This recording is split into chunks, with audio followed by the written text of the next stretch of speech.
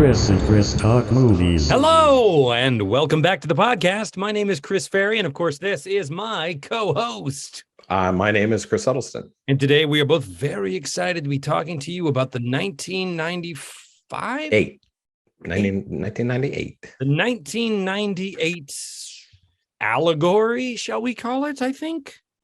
Pleasantville. Do you have a synopsis for us, Mr. Huddleston? I do. And as you said, it's a 1998 film, and it was directed by Gary Ross. And whoops. I kicked myself out. There we go. Okay. So the synopsis is as such. Two 1990s teenage siblings find themselves in a 1950s sitcom where their influence begins to profoundly change that complacent world. And it stars Tobey Maguire, Jeff Daniels. Why they have her, they don't have her like top billing. I don't know why. Reese Witherspoon, Don Knotts is in it. William H. Macy, Jeff Daniels. I don't know if I said him already, but anyway, so I had Joan Allen, right? Joan Allen. Yes, Joan Allen. So I watched this when it was originally released, but you had not seen it before. So how about if we start with you? Yeah. Watching it, I feel like maybe I did see it. It seemed strangely familiar while I was watching it. But maybe I just remember seeing the trailers. Anyway, I thought it was really remarkable. I thought it was super interesting watching this film from 1998 today, because there's a lot that resonates. And I think that in 1998, the setup for this would have felt a little heavy-handed to me, but it didn't feel heavy-handed to me at all watching it in 2022. And we'll get to that, what I mean by the setup, in a minute. So yeah, it's Tobey Maguire and Reese Witherspoon are brother and sister, and he is sort of super fan of this Leave It to Beaver-esque black and white 50s family sitcom, Pleasantville. And they're going to do a Pleasantville movie marathon on a certain night. And there's a kind of Don Knotts shows up as a television repairman. They're wrestling over the remote and it breaks. And Don Knotts shows up and he's this sort of 1950s television repairman. And they're like, right after it happens, like, we didn't call you. Don Knotts turns out to be a sort of a god figure. And this is a sort of this is the magical moment. He gives them a magic remote and they press the button and they get sucked into Pleasantville. So they're inside the TV. They're in black and white. They replace the son and daughter of the Pleasantville family, Bud and Nancy, or something like that. And he knows the whole universe inside out. He knows what everybody does and their jobs and their names, and she not only doesn't know anything about where she is, but she hates the idea of it. So that's where we start. And what I meant by the setup was, it starts with them in class listening to their teachers talk about how dire the world has gotten, right? About the climate collapse and the hole in the ozone and global sea levels rising and greenhouse gases. The threat of nuclear holocaust. I mean, what were some of the other things that they were harping on in the class? They talked about, so they kind of cut between these different classes. And one was, they were talking about, the teacher was talking about their job prospects. He said, when you get it, your job prospects are just going to go down and down and down. And in another class, they talked about AIDS. But it was mainly, I think, job prospects, AIDS, and climate change. Right. And, in a way that I don't, it didn't seem particularly, it was a comic device. It didn't seem particularly plausible to me that a teacher would speak to their class. In fact, the woman who's talking about the climate, by the end, she goes in the end of this like really doomsday picture of where they are with the client. She's sort of like, all right, can anyone tell me what Armageddon means or whatever? You know, so it's a punchline. But the way it's set up for the film is it's like, wow, if you're a kid today, things must seem pretty hopeless. The subtext sort of being like, well, why is this kid so enamored of this show? Well, it's literally black and white and everyone's nice to each other and there's security and the problems are small and manageable and everybody's polite and gets along. And it's just, everything's extremely pleasant in Pleasantville. And the implicit question the film seems to be asking is, yeah, it was nice. Things were nice back then, right? And then we go into Pleasantville and stuff starts happening. I've been on a roll, so if you want to pick up. Sure, yeah. So I watched this when it originally was released on home video, so 1998 or 1999, somewhere around there. Had not seen it since and didn't remember very much about it. I remember just the basics of it. But in getting ready for the show, you watched it before I did, and you texted me and you said something about, this is this Reagan era kind of story. And I'm just paraphrasing what you said. Well, Clinton era. Or Clinton era. But apologies if I don't get it right, but it was like, you said something like that seems kind of out of place now. And I completely misunderstood what you meant by that. I took it as like, remember when we watched not Turner and Hooch, but Tango and Cash? Yes. And it's just like this really out of, that's sexist and homophobic and all this kind of stuff. And I thought maybe like that was what you were getting at, that it was like, oh, this is this relic of, this earlier time or whatever. So then I start watching it and it starts out pretty slapstick. And I thought, did I just completely misremember what this was? I remember this being more substantive than that, right? But that scene that you talked about especially where they talk about the climate change, and I'm sure it wasn't a big deal it was basically just setting up kind of what you were saying.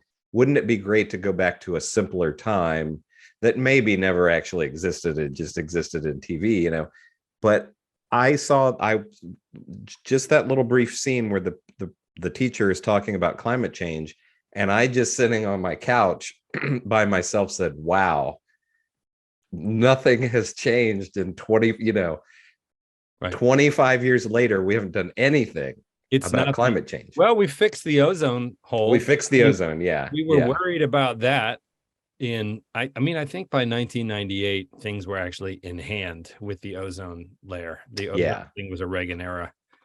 We identified it, but the Republicans who were in power at that time actually did something about it. We banned the fluorocarbons, the aerosols that were using it, and the ozone layer repaired itself relatively rapidly, just by taking political action and,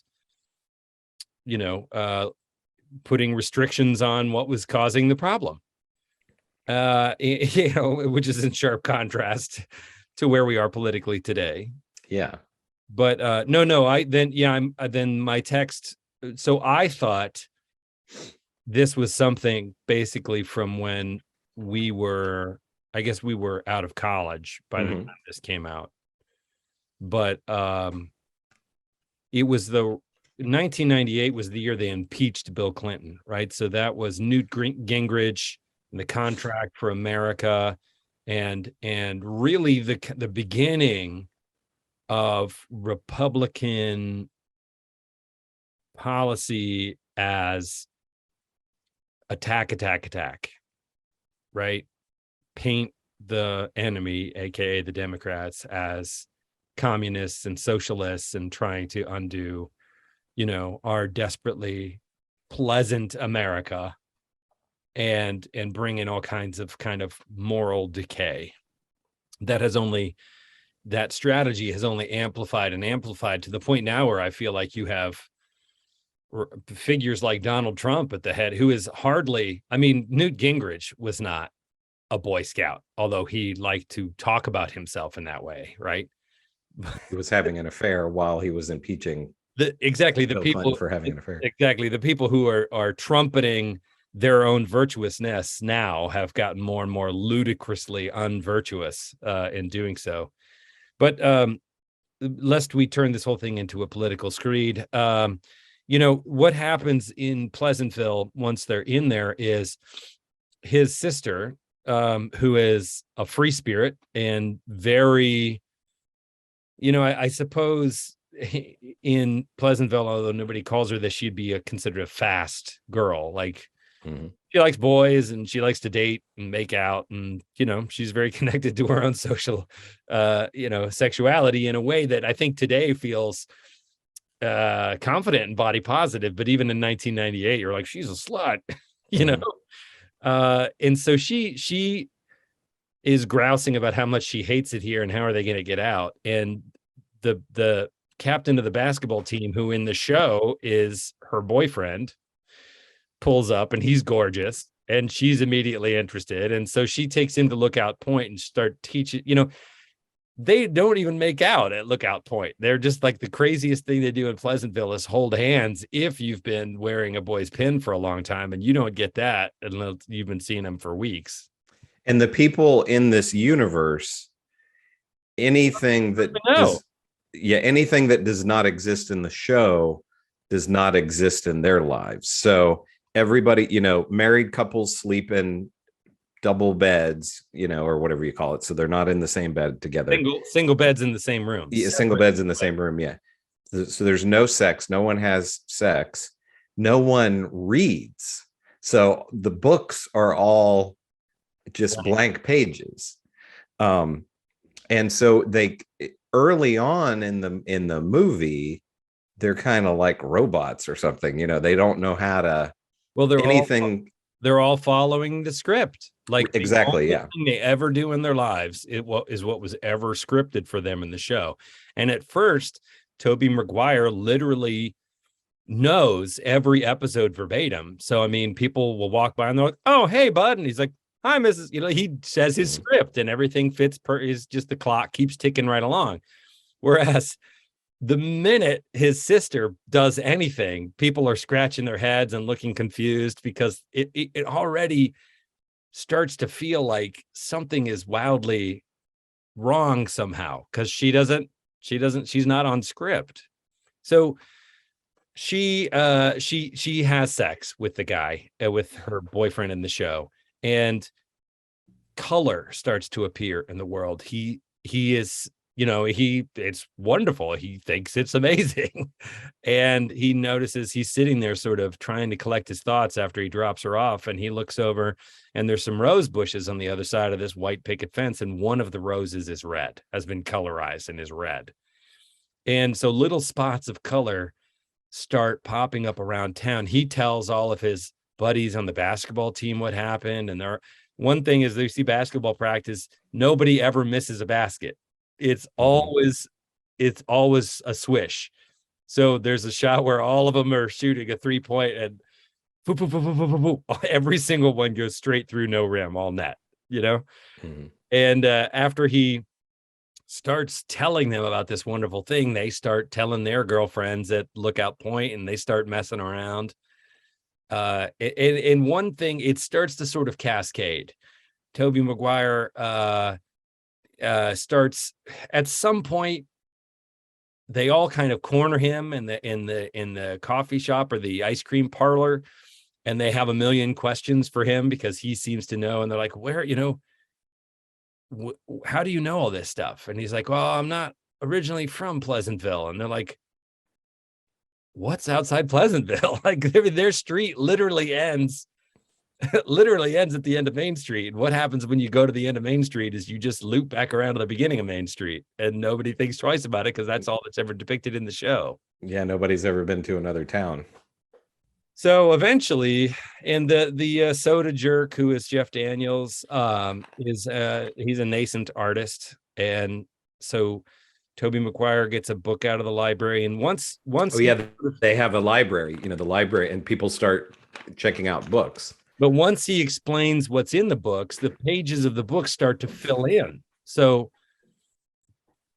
there's a kid's book called something like Harold and the Purple Crayon or something like that, where it's about a kid who has a purple crayon and everything he draws comes true. And it's a little bit like Tobey Maguire's character has the power to fill in, to color in, but it takes off on its own as people start to have these passions and discover these deeply felt things that they've not had their whole lives.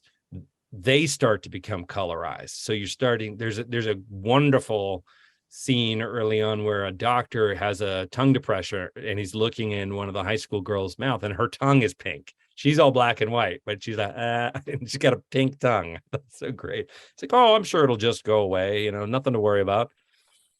But what makes this film really, really interesting to me is we get to a place where it's spread, enough color has spread, and the kids start listening to music that is different, that's more like edgy 50s rock and roll, and and it starts to really capture the notice of the William H. Macy character, who's the husband and father and the mayor of the town. The people who there's a certain group, mostly white men, who start to become alarmed by all this difference. It makes them uncomfortable. It's a little bit frightening. And they look to the mayor being like, what's happening? Should we be concerned? And then the film starts to explore some pretty interesting, like, what happens when a group of people, in this case white men, feel like their power and their comfort is threatened. And it starts getting kind of totalitarian. Now, in pretty light ways. This is not a heavy movie, right? And nobody gets seriously hurt. Somebody does get punched in the face at one point. And there's a scene in which there's a mob that starts burning a pile of books. And then there's a sort of a Kristallnacht reference where they smash the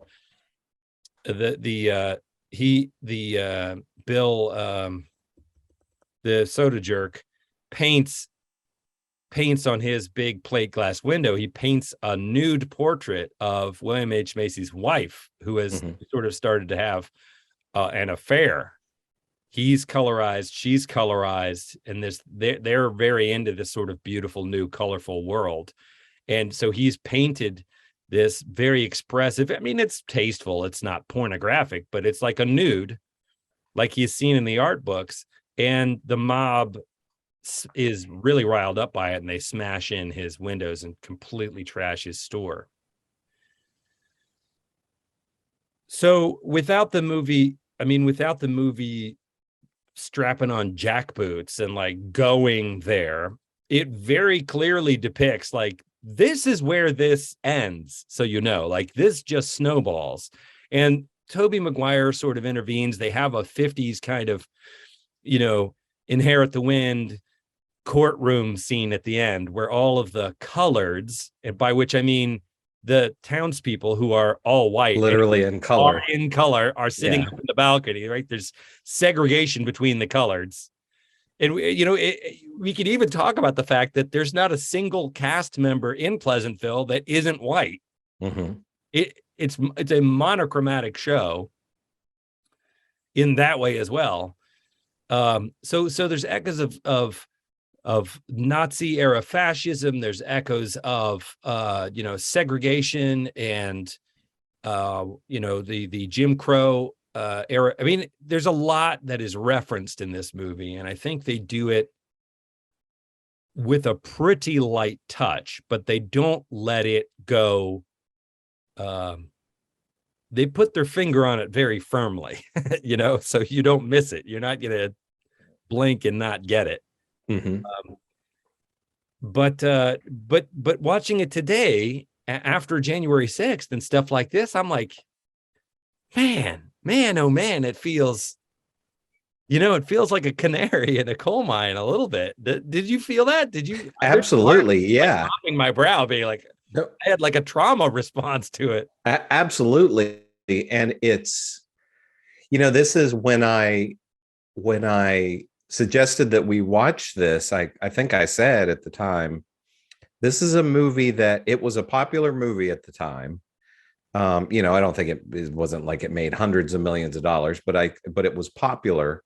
But it's a movie that nobody talks about this as being like, oh, this was one of the great movies of the 90s. Right. And there aren't a lot of movies, really, when you think about it, that are more relevant.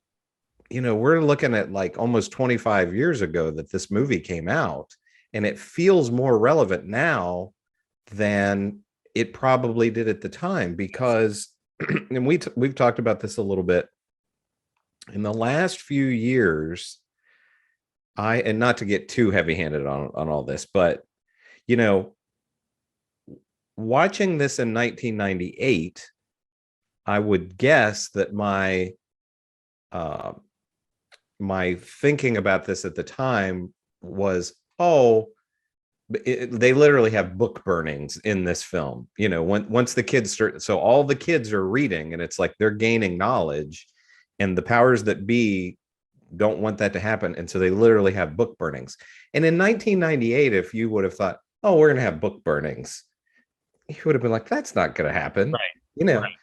And you'd think, oh, I see that the right wing today, I mean, they are really jerks, and this is wildly inappropriate and abuse of power to be impeaching a president over this content. Like, if Bill Clinton had an affair, then I think that's inappropriate for a president. I think that's gross, but it's not illegal, and it's not impacting, you know what I mean? It's not grounds for impeachment. It's, I don't condone it, but come on, you putting politics and running the country on hold for this, partisan, attack. And I think you're right that book burnings, you'd sort of say like, well, I get it, but that's not gonna. We're past that. Like, that would have felt really, probably at the time, again, felt super on the nose, and it's like, that's not gonna happen again. You're like, come on, they're not Nazis. Yeah, and now we are having, I don't necessarily know that we're having book burnings, but we are having openly. We're having book bannings. We're having book bannings, and I mean, we are openly having politicians and school board members and people like this openly saying we need to ban certain books, which I don't think in the 90s we would have really thought about that, and over the last 4 or 5 years, I've thought so much about, just, we grew up in the 80s and 90s, and just so many things like segregation and censorship and book burnings and things like this. Like, I said to you, I watched sometime in the last year or so. So back in the 80s, there was this group that was like the PMRC, something like that. That was this group that Tipper Gore, Al Gore's wife, started with some other people, and they were upset about the content of records. Heavy metal records and rap records. And, they were saying that it was causing kids to commit suicide and all these things. And some different artists they had congressional hearings about this. And there was a I had seen some of those things as a kid. You had, like, famously, Dee Snider from Twisted Sister testified, but I had never seen this before the last year or so on YouTube. John Denver testified, and you could really tell that Congress had brought John Denver in as a ringer. It's like, oh, this guy's going to be on our side. He's going to be a conservative. And, he was this, probably pretty conservative guy who did these nice songs, family oriented and everything. And he gets up there and it's, just look it up on YouTube. It's really great. It's maybe 10, 15 minutes. But he speaks so eloquently, and he says, some of these records, because they played the records in Congress and everything. And he said, some of this, I would not necessarily want this to be in my home. I do not necessarily agree with the content of this music. But he said, I am an artist, and I am against censorship of all kinds. We should never censor artists about anything. And you can really see that these mostly men, are shocked, but they also, it's kind of not what we get today where they're all snarky. You can tell they respect him, but it's this really powerful video to watch. And I think, and watching it, I think, okay, 25 years later, how we've changed.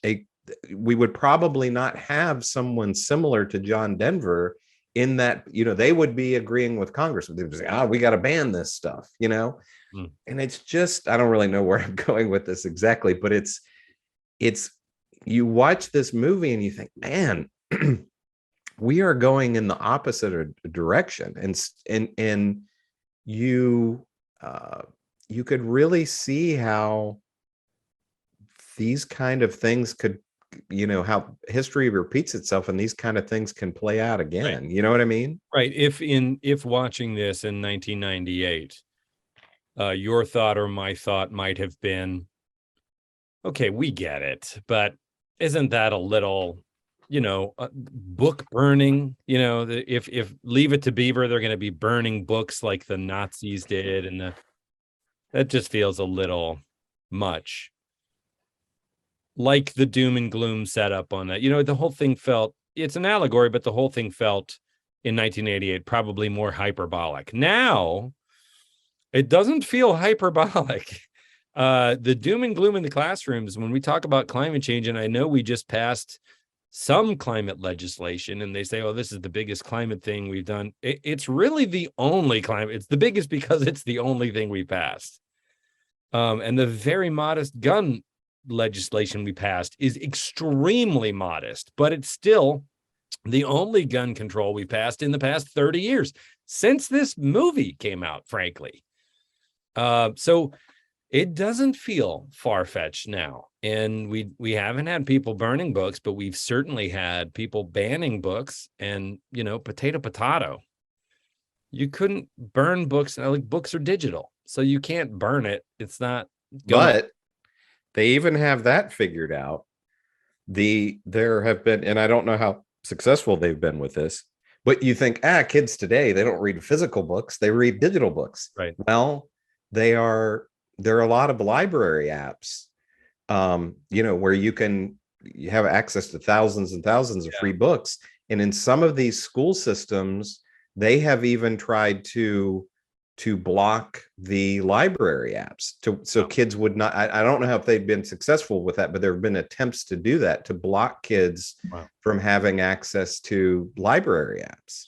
And to be fair on that note today, I think it's not really the other side of the coin. I don't know what I'm saying in terms of that, but you also have cancel culture, which I think is it's a predominantly left-wing thing. To when somebody is Me Too'd, or we'll cancel this person.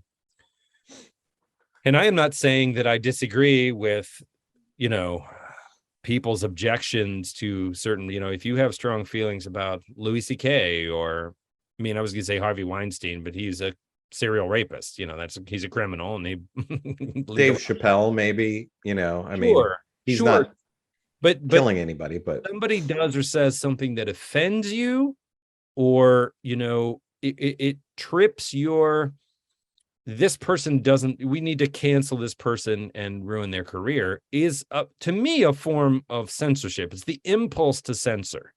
Mm-hmm. And I think that's of a similar piece, this idea of like, I find that unpleasant, therefore it must go. And I'm inclined to agree with John Denver, whether you point the lens left or right in that regard, that it's like, look, it needs to be part of the conversation. By all means, let's have a conversation about it, right? But there's not a lot of that happening either. There's a lot of shouting the other side down. And anyway, I don't want this to become an overtly political podcast because we're talking about Pleasantville, but I do think that the movie is in many ways, it's more interesting and maybe even better today than it would have been to me in 1998. Yeah. Starting out, like I said, you watch like the first 20, 30 minutes and my heart sank a little bit because I thought, is this going to be a dumb comedy? But it, as the people in the town literally progress and evolve, the film gets better as it goes along. And I think maybe kind of with the political aspect, I guess maybe it's human nature that you're always going to have, there's always going to be people who are resistant to change. And um, I think there are always going to be people that, like, I was talking to somebody the other day and they were talking about, um, like gay pride marches, and they said, why do people, and this is somebody who lives in San Francisco, so a different kind of upbringing than we had in a kind of small town in West Virginia. And she said, why do you think people would be so upset about that? Is it she said, I think it's they just don't want to see anybody else happy. And I said, well, that could be part, they're miserable people and they don't want to see other people happy. And I said, well, that could be part of it. But I said, I think for some people, they just don't want anything to ever change. We grew up, we didn't know any gay people. We thought we didn't know any gay people. It turned out later we knew people. We knew a lot of gay people, yeah. Yeah, it turned out later we knew, but it, and it was just kind of, somebody being gay was something that you just kind of whispered about, and we lived, it was like 95% white, so there weren't any minorities or anything. But I think there are people in general that, not just from a standpoint of they don't want to get older, but I think there are people that in their minds their lives would be perfect if just, whatever the car they had when they were 20 years old, you just drive that car forever and just eat the same food, and like movies would never change, and all these kind of things. You occasionally hear, high school, those were the best days of my life, and like, Yeah, those were the best days of your life. Like, you're 50. yeah, It's been downhill from there. Like, that's the saddest thing I've ever heard. So I think there are always going to be people who are, they don't want anything to ever change. They would just like things to stay the way that they, yes. And we all have that too. I mean, I would like, if kind of time could stop now in terms of like not getting older. I don't, new things don't bother me per se. But then on the other side, there are always going to be people who want things to progress faster, So I guess there's always going to be that battle of people wanting things to stay the same and people wanting things to change very quickly. But as we've kind of outlined here, this is just an interesting movie to watch for our moment right now. Yes. Because there's just so much about this that resonates that I don't even know that I'm sure the filmmakers couldn't have guessed how almost more this hits today than it did in 1998. Yeah, I feel like one of the subtexts of the movie when it was made was kind of like cautionary, in the sense of like, this could happen to you. This could happen here. This could happen now. It's not that far beneath the surface.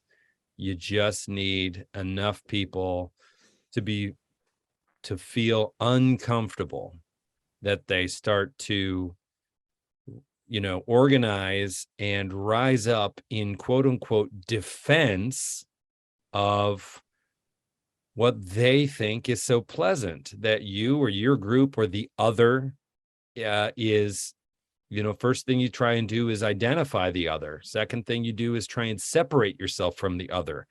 Then you try and regulate the other. And if you are unable to successfully regulate the other, you get rid of the other. And, seeing that happen in a place like Pleasantville,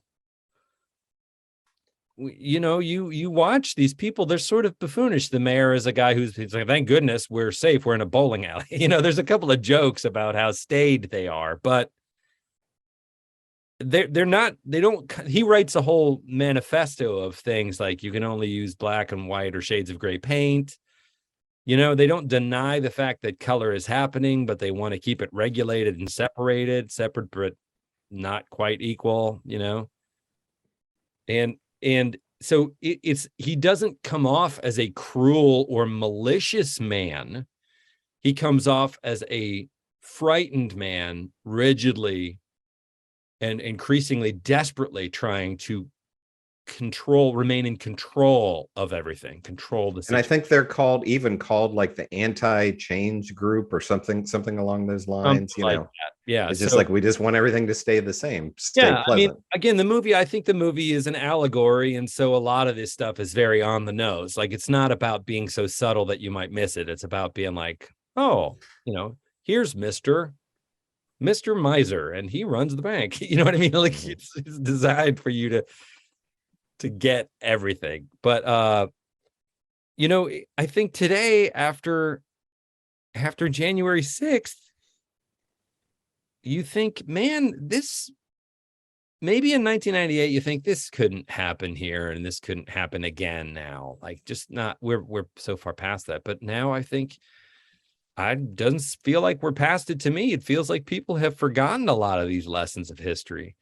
And a lot of these people are older than I am. So a lot of these, my grandfather served in World War II, right? So for my dad, he was literally a child at the end of World War II. And I think that the people in government today had parents. I mean, they're boomers. They were the baby boom of the people that were in World War II. So it's not that long ago. No. But there seems to be this enormous selective memory for some of this. Political people were bandstanding and comparing Barack Obama to Adolf Hitler. And I mean, it's laughable, but at the same time, you're like, that is a real obfuscation. Maybe I'm not using that word right. I'll stay away from the big words that I don't really understand. I think that seems right. That's a real bending of history there. Mm-hmm. Like, that's hyperbole taken to a point where you start to realize now that is the beginning of the negation of truth, right? We're going to call up, down. We're going to call left, right. We're going to call, and it's a tactic. It's a tactic that they use to undermine the very concept of truth. Alternate facts, right? Mm-hmm. No, a fact is a fact. Well, if there are alternate facts, you get to choose whichever facts you want to be true. And so there isn't, you know what I mean? And really, we're living in that era now where that is full blown. And I worry for our democracy. So it doesn't feel implausible at all to me. I would highly recommend this movie. I think. Yeah, absolutely. I'm just sorry. One other thing I want to mention is, so you didn't see this in movies in this era, but there's a conversation that maybe we'll save for another time. And I've seen Tobey Maguire play other roles that in retrospect, I would be like, he's playing that as though he's on the spectrum. Like, maybe not Rain Man. You know what I mean? But like, he's socially disconnected. He has trouble forming deep relationships. He has memorized every single episode of this show. He wants nothing more than to get away from school and the bullies and just go home and plug in and watch the entire marathon of the show that he knows verbatim. Right. And that is comforting and soothing to him. And when things start turning to color, he's sort of a Jimmy Stewart character in Smallville. So this doesn't hold up from every angle. But he doesn't turn color until very late in the film.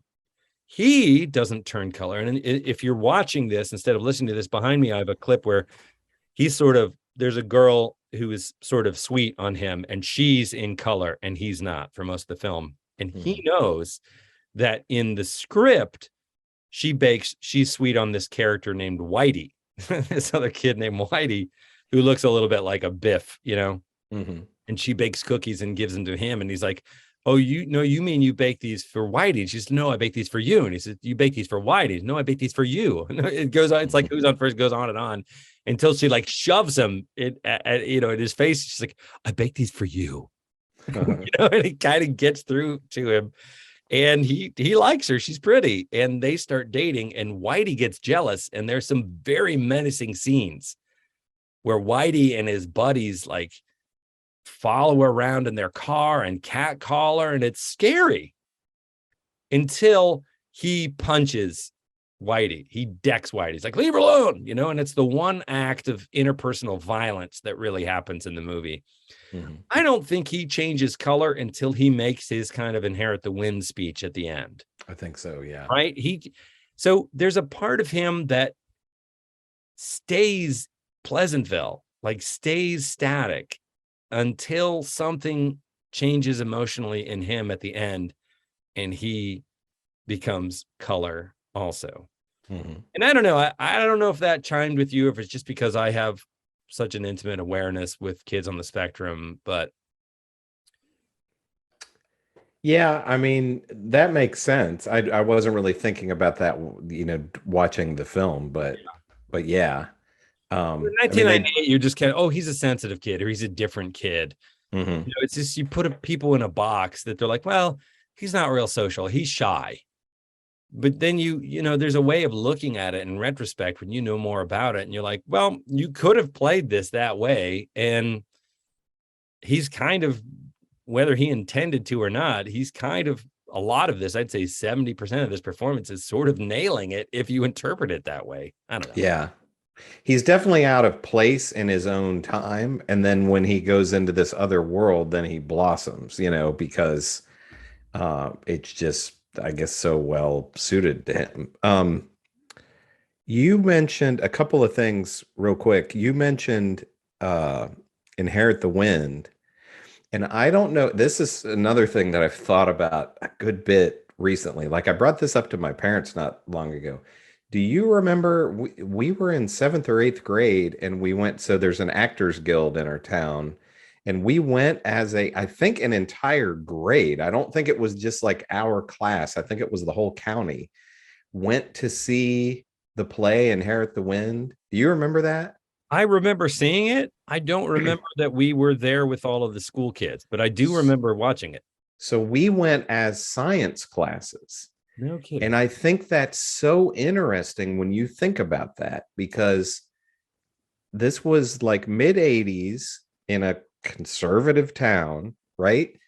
But we went to see Inherit the Wind, and there was never, they would talk about creationism, but it was always, it was never like, well, here's what science says and here's what creationists say, and you decide. It was just, no, science is right, the creationists are wrong, and I think about, I thought about that a good bit recently, and I thought, I don't know if that would fly today, and we had teachers who were religious and I'm sure believed in creationism in a lot of ways. And it's just, I think it's, again, I think that shows how we have slipped back. You know what I mean? It's just like, I don't know. I think teachers would probably get in trouble for that now. Yeah. Well, I mean, and back then it was just like not a big deal. We're going to go and see Inherit the Wind. And it's like, this says that science is right. It's the First Amendment, right? The separation of church and state. And we've got people like Lauren Boebert saying it's not in the Constitution. It's just some other, like, actually, you go on and on about the Second Amendment. It's just the First Amendment. You don't even know the Constitution. There's this erosion of it. And we've got a Supreme Court that's extremely religious, and they're undermining this separation of church and state. I think it's there for very important reasons. And you go on and on about the founders. They baked it right into the document. It's, believe you have the freedom in this country to worship God or not in whatever way you choose, as long as it's not actively hurting somebody else. But do we leave that out of the running of the government? I think the saving grace that we have today, unless they're able to just, block the internet and everything, is that there's so much more knowledge readily available to kids that wasn't available to us as easily. You know what I mean? Maybe. So I think it's, it will be so much more difficult now than it maybe was in the past to to keep kids from knowing the truth, I hope. One other thing, I saw an article just today that really relates to this film, and it was about the Andy Griffith Show, and it was talking about people longing for a town that never actually existed. And this film, when it starts out, they're really making a statement on the show. I don't think necessarily about people in the 50s, but what people were presented with these shows back then,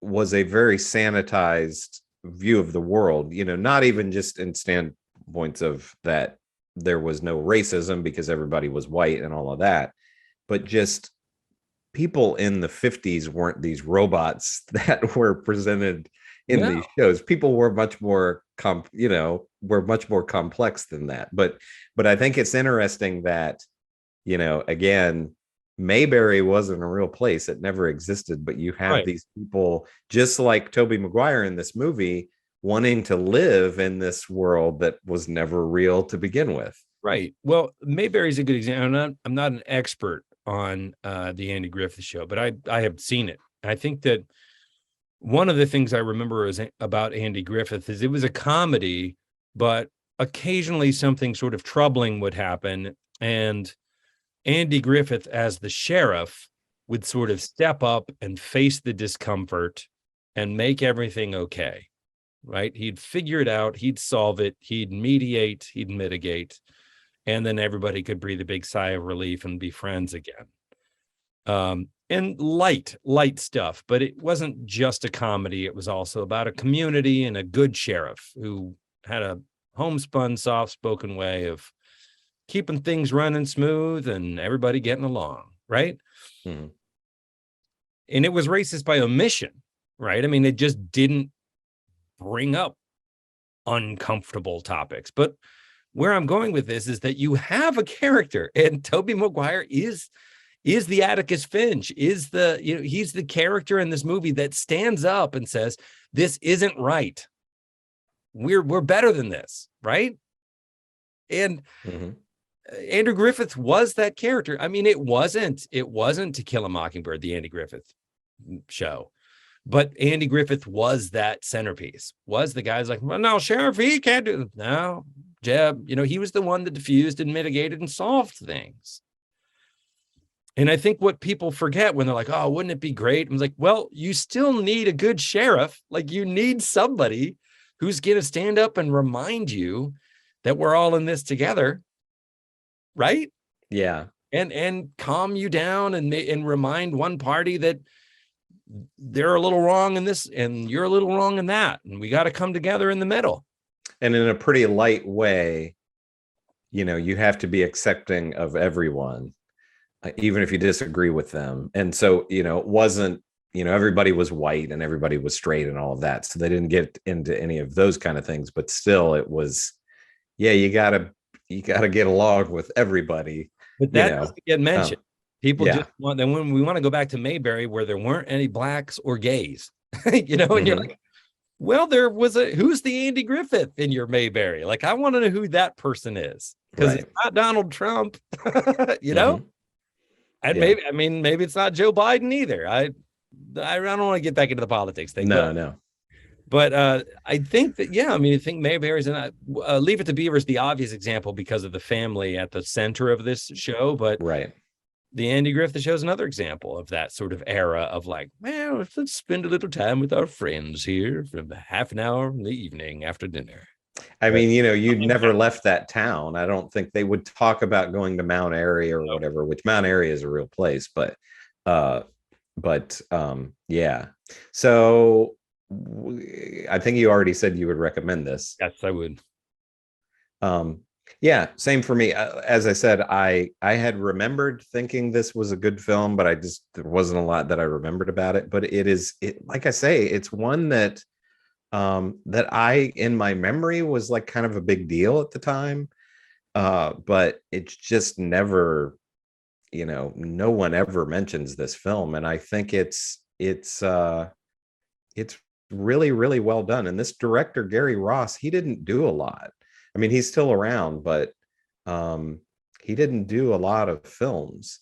And I don't really know why. I mean, this is, we didn't even talk any about the technical aspects of this, but it's really well done just in terms of, I mean, there's great cinematography in this, and just, as it progresses, as it's a little bit, it maybe seems a little bit gimmicky now, because this was, kind of early days of when they were colorizing.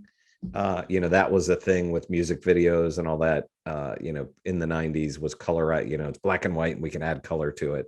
But it's all really seamlessly done in this. I think it looks great. And this is William H. Macy before Shameless. It's kind of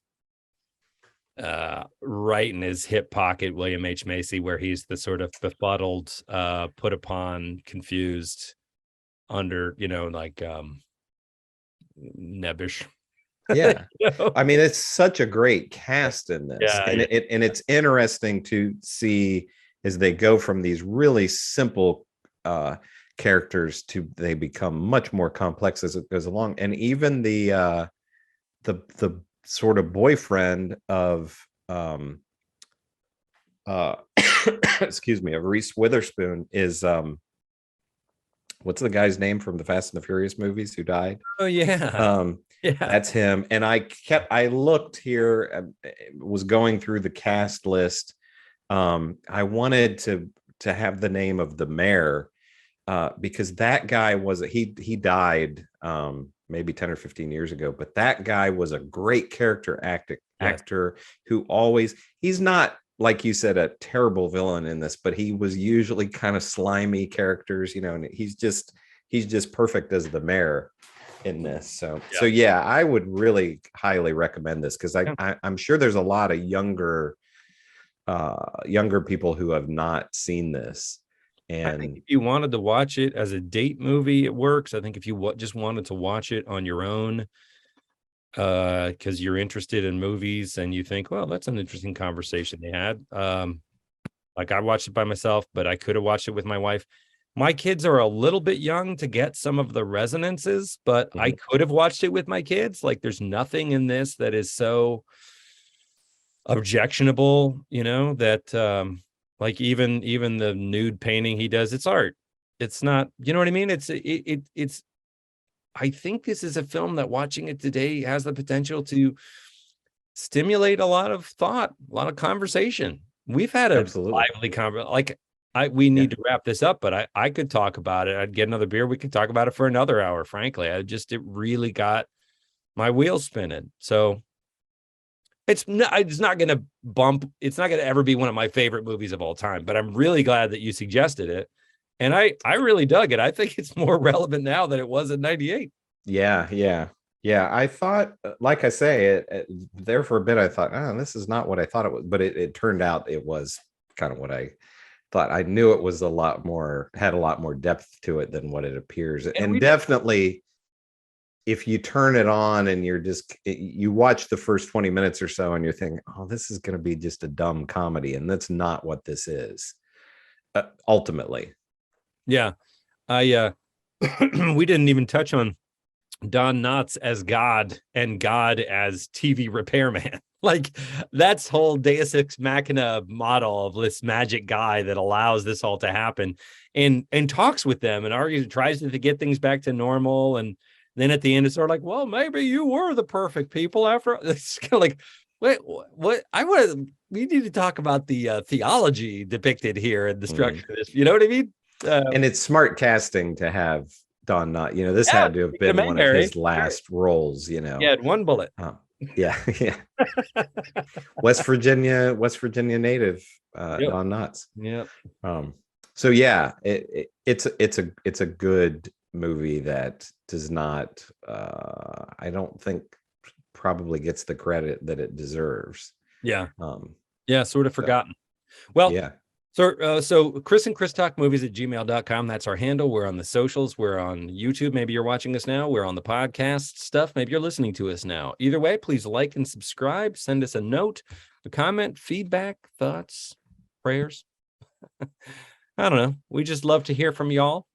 And next time we've got a humdinger locked and loaded. And I thank you so much for suggesting this next one. Next time we're doing the 1988, 89 Roadhouse with Patrick Swayze.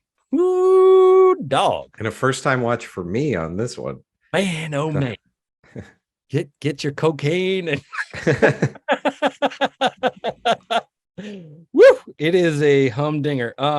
Awesome. So I can't wait to talk about that with you. Why don't y'all watch Roadhouse with us and listen in? And unless you have anything else to add, I think that's it. We will talk to you all next week.